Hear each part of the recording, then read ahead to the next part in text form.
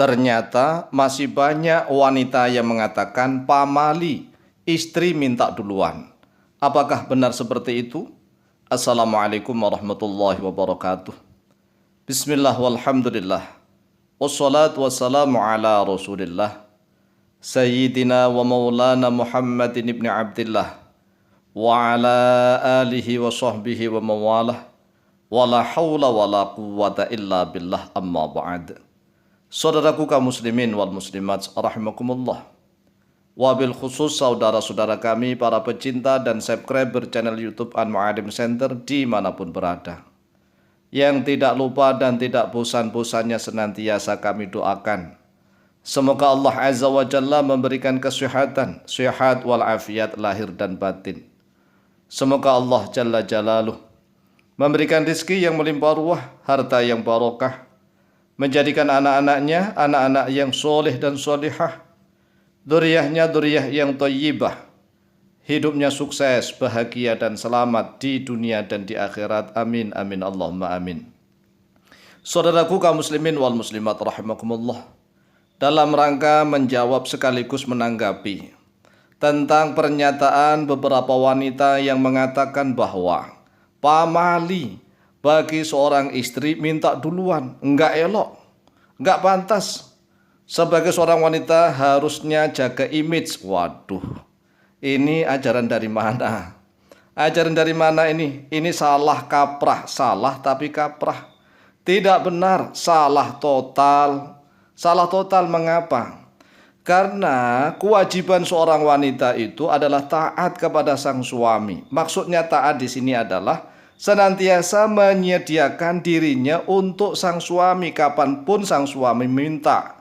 Karena memang urusan hubungan suami istri itu adalah kewajiban istri. Kewajiban istri bukan kewajiban suami. Ya, sekali lagi nih. Jadi masalah hubungan suami istri itu adalah kewajiban istri, bukan kewajiban suami. Karena menjadi kewajiban istri maka menjadi haknya suami. Kan di dalam rumah tangga itu ada hak dan kewajiban. Ada hak dan kewajiban. Ada kewajiban dan hak.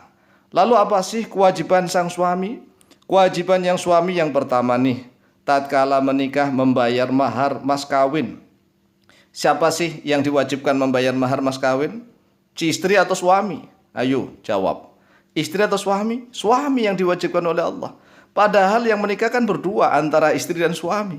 Tapi mengapa Allah mewajibkan mahar mas kawin itu harus dibayarkan oleh sang suami?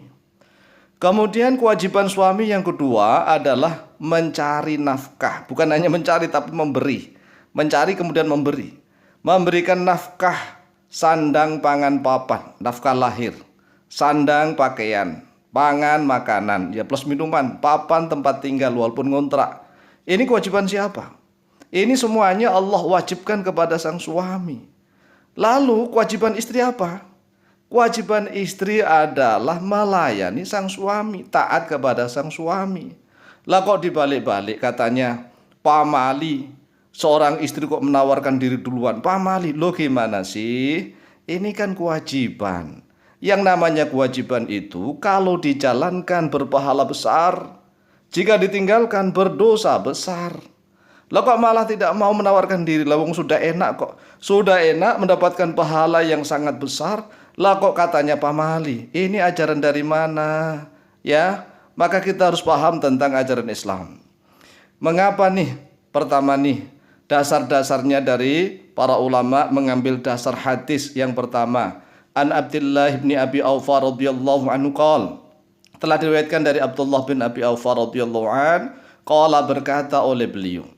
Qala Rasulullah sallallahu alaihi wasallam, telah bersabda oleh Rasulullah sallallahu alaihi wasallam, "Lau kuntu amiran ahadan ay yasjuda li ghairillahi la amartul mar'ata an tasjuda li zawjiha." Kata Rasulullah, kalau seandainya aku perintah kepada seseorang agar bersujud kepada yang selain Allah, maka sungguh aku akan perintah kepada seorang istri agar bersujud kepada sang suami, pada suaminya. Coba bayangkan. Ya, tapi ini nggak boleh dalam syariat Islam. Ini seandainya Rasulullah itu perintah kepada seseorang yang boleh sujud kepada selain Allah. Apa yang Rasulullah pilih? Rasulullah pilih, aku akan perintahkan pada seorang istri agar bersujud kepada sang suami, pada suaminya. Walladzi nafsu Muhammadin biyadihi, demi zat yang jiwa Muhammad berada di dalam genggaman kekuasaannya. La tu'atil mar'atu haqqa rabbiha. Seorang wanita tidak akan mampu untuk menunaikan hak Tuhannya, yaitu haknya Allah Azza wa Jalla, hatta tu'addi haqqa zawjiha, sehingga dia memenuhi hak suaminya. Coba bayangkan nih. Jadi kata Rasulullah, seorang istri itu tidak akan mampu untuk menjalankan, memenuhi hak-hak Tuhan, hak-haknya Allah. Sehingga seorang istri itu menunaikan hak-haknya sang suami. Jadi seolah-olah hak sang suami harus didahulukan begitu. Kalau hak suami diabaikan, ya termasuk urusan hubungan itu kan hak suami. Karena kan suami sudah berkewajiban memberikan mahar, memberikan mas kawin, memberikan sandang pangan papan, pendidikan. Kemudian sang suami berhak minta kapan saja, itu hak suami. Kemudian kewajiban istri memberikan gitu. Nah, kalau istri menolak maka dilaknat. Walau sa'alaha nafsaha wa hiya ala qutabin lam tamna'hu. Kata Rasulullah, kalau seandainya suami minta kepada sang istri, minta dirinya itu, wa hiya ala qutabin, sedangkan istri itu berada di atas pelana kuda, pelana onta, di atas kendaraan, lam tamna'hu, maka tidak boleh sang istri itu mencegah, menolaknya, enggak boleh menolak. Enggak boleh. Rawahu Ibnu Majah, dalam meriwayatkan hubara hadis Ibnu Majah oleh Ibnu Majah nomor hadis 1515. Wa an Abi Hurairah radhiyallahu anhu qala, dan telah diriwayatkan dari Abu Hurairah radhiyallahu anhu qala, berkata oleh Abu Hurairah, qala Rasulullah sallallahu alaihi wasallam, telah bersabda oleh Rasulullah sallallahu alaihi wasallam, idza da'a rajul imra'atahu ila firashihi falam ta'tihi fabata ghadban 'alaiha la'anathal malaikatu hatta tusbiha. Apabila seorang suami mengajak kepada istrinya, mengajak nih, ayo ila firashihi, kepada tempat tidurnya, ayo begitu. Falam ta'tihi, lalu istrinya tidak mendatanginya. Fabata ghadban 'alaiha, lalu sang suami bermalam dalam keadaan murka kepada istrinya. La'anathal malaikatu, maka para malaikat melaknat istri itu hatta tusbiha, sehingga masuk waktu pagi. Muttafaqun alaih, hadis ini disepakati oleh Imam Bukhari dan Muslim, hadis sahih. Mengapa seorang istri dilaknat oleh para malaikat? Ya karena wajib. Lah wajib kok tidak mau menjalankan, malah milih sholat sunnah, milih sholat tahajud. Sholat sunnah itu kan tetap sunnah, sedangkan melayani suami itu hukumnya wajib, Lah karena hukumnya wajib, maka sangat disunnahkan untuk menawarkan diri kepada sang suami setiap saat. Ayo mas, ayo begitu. Nah, ayo begitu kok malah tambah dibilang pamali itu namanya kemayu, kebalik-balik.